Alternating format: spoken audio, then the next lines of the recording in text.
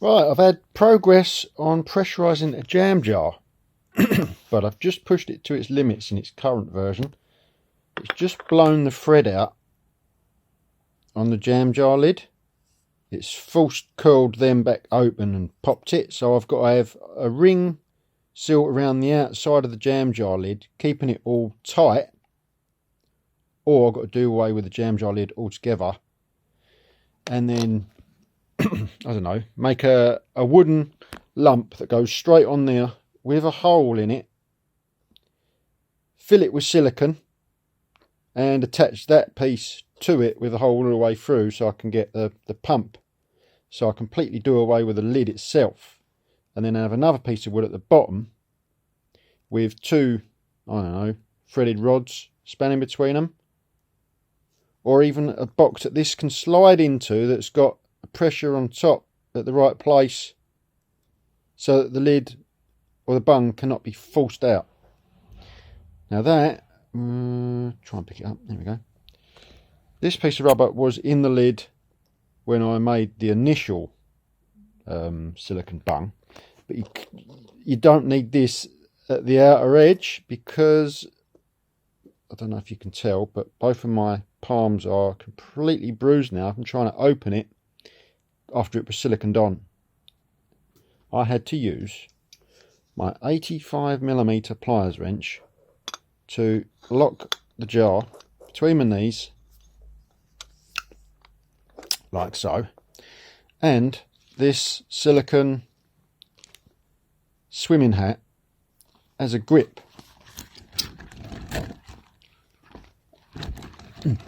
Like this, as so, and then grab the jar lid and try to force turn it. I mean, it's harder than Marmite or honey for locking that lid. That was hell. My hands hurt, which is what led me to looking at jar openers.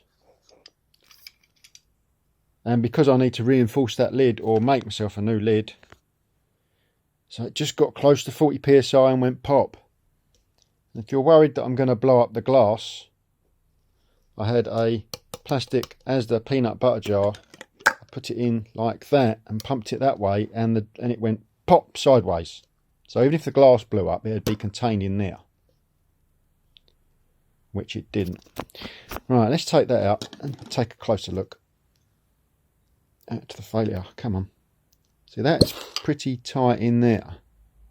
All it needs is a little bit more sealing, and I think I've defeated the centerpiece there, because that rotates now, because when you tighten on your screw, it is now rotating in there. So I've probably got to pop that out, fill it with silicone again, new fresh silicone, freshly mixed, push it all back together, and then a new lid, not that one, new lid, little bit of silicone all over the top of this, and then push it through the hole, center it up in there as best you can on fresh sloppy silicone, and then flip her over and do all your nuts and washers back up with silicone round the nuts and the thread there. Do that all up nice and tight, and then wind this back onto a jar so that any spillover of any silicone will form the exact shape of that jar lid, and then take it apart again, and hopefully I won't have a massive ring to defeat on the unscrew. Oh, that's next, but let's have a closer look at what I did here. This is a piece of 8 or 9mm ply in there. You can see holes drilled through it. That was to key the rubber to it. And a closer look at that is, these were a hole saw blank. And then I got my router and did the dovetail cutter, half the width, just doing it backwards, so that it keeps the rubber locked to it, because it's formed around it on the underside. It's not going to come away. And then the drill holes were just to make sure that it was moulded all the way through it. I mean, there is another option. There is another option floating around in my brain. With that in place, I make myself another applied disc and screw it through the lid into the other piece of wood below with the right tight fitting down stand around the entire screw hub to keep it tight, stop it from blowing outwards. And then I can make the outer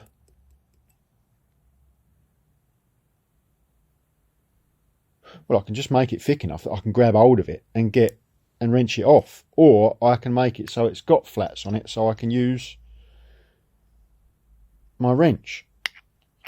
Let's have a look. Hold on. Full width. What can I have? Yeah, that's not going to really work that well, is it? Because it'll only be a really, really thin piece of wood keeping the top of the jar lid inwards, wouldn't it? Oh well, I'll think of something. It's probably better off with that, the chunk idea, the chunk of wood. The chunk of wood with the hole bored into it, using this piece,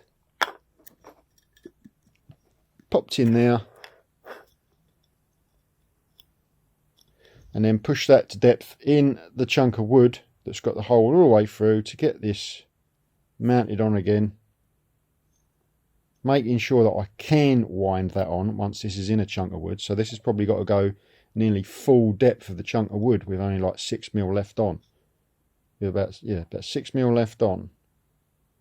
And silicone pull that chunk of wood so it just wraps around the edges but doesn't engage the thread.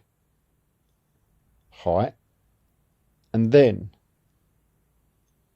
just make sure that the chunk of wood won't fly open when I start applying pressure.